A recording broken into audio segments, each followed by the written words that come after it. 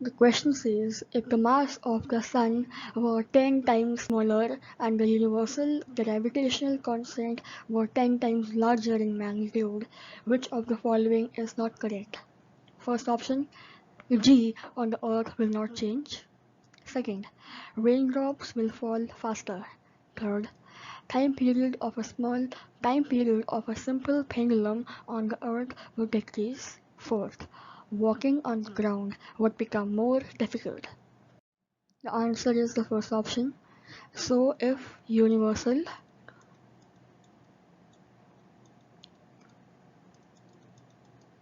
gravitational constant becomes 10 times, then G dash will be equal to 10 of G. So acceleration due to gravity will increase. Hence first is the wrong option.